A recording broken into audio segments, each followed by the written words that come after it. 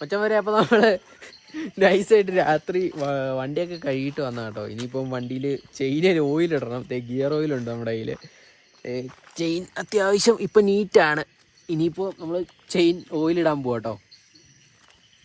Support കൊണ്ട് പിടിച്ചിട്ട് വണ്ടി ഇങ്ങോട്ട് പിടിച്ചിട്ടാണ് ഇടുന്നത്. പെടോക്കൊന്നും ഇല്ലാത്തതുകൊണ്ട് ഓക്കെ അത് മതി. അങ്ങനെ നിൽക്കുമോ?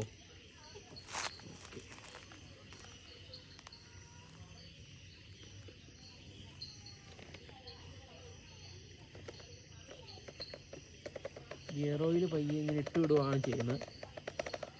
ശരിക്കും പറഞ്ഞാൽ എനിക്കിപ്പം ഏകദേശം ഒരു ചെയിന് ഫസ്റ്റ് വാങ്ങിച്ച ചെയിന് ഞാൻ കടയിൽ തന്നെ കൊണ്ടുപോയി ഓയിലിടുമായിരുന്നു. ഞാൻ ലൂബ് അങ്ങനെ യൂസ് ചെയ്തില്ല. ഇപ്പം ചെയിൻ ലൂബ് ഒരു 2 പ്രാവശ്യമൊക്കെ ഞാൻ യൂസ് ചെയ്തിട്ടുള്ളൂ. ശരിക്കും പറഞ്ഞു കഴിഞ്ഞാൽ ഒരു ലൂബ് യൂസ് ചെയ്യുന്ന ആ ഒരു കുറച്ച് വൃത്തി കിട്ടുമെന്നുള്ള അല്ലാതെ കുറച്ച് ഫണ്ട് പൊട്ടി കിട്ടും, അത്രേ ഉള്ളൂ. ഗിയർ ഓയിൽ യൂസ് ചെയ്യുകയാണെങ്കിൽ അത്യാവശ്യം നൈസായിട്ട് കിട്ടിക്കോളും. ഇപ്പോൾ ഇതെൻ്റെ ഈ ചെയിൻ ഒരു 11,000 കിലോമീറ്റർ കഴിഞ്ഞു. ഇതുവരെ എനിക്ക് കുഴപ്പങ്ങളൊന്നുമില്ല. ഞാൻ 2 തവണ ചെയിൻ ടൈറ്റ് ചെയ്തിട്ടുള്ളൂ. പക്ഷേ എൻ്റെ നേരത്തെ ചെയിൻ ട്രാക്ക് ടയർ ഇട്ടിട്ട് വലിഞ്ഞു പോയിട്ടുണ്ടായിരുന്നു. അപ്പോൾ അത് കുറച്ച് സീനായിരുന്നു.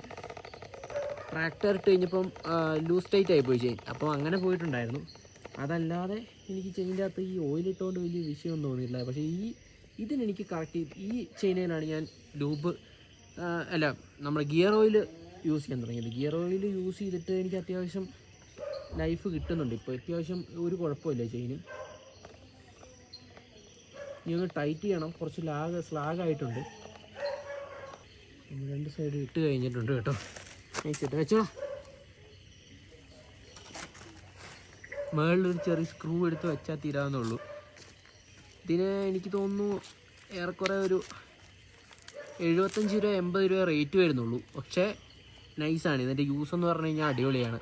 അപ്പം ഈ സാധനം യൂസ് ചെയ്തിട്ട് എനിക്കിപ്പോൾ ഏറെക്കുറെ ഞാൻ 2 പ്രാവശ്യം ടൈറ്റ് ചെയ്തിട്ടുള്ളൂ. ടൈറ്റ് ചെയ്തിട്ട് ഇപ്പോഴും കുഴപ്പമില്ല. ഇനിയിപ്പോൾ ഒരു പ്രാവശ്യം ടൈറ്റ് ചെയ്യാറായി. 11,000 കിലോമീറ്ററിൽ ഞാൻ 3 തവണ മാത്രമേ ടൈറ്റ് ചെയ്യാറായിട്ടുള്ളൂ എനിക്ക് ചെയിന്.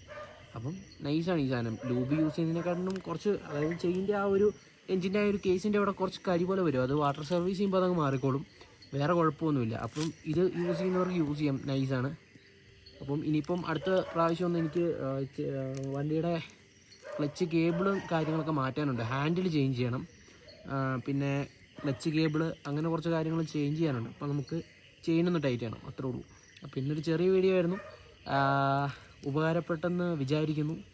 Okay, bye bye. Signing off this channel travel buddies. അടുത്തൊരു വീഡിയോയിൽ കാണുന്നവരെ ബൈ ബൈ.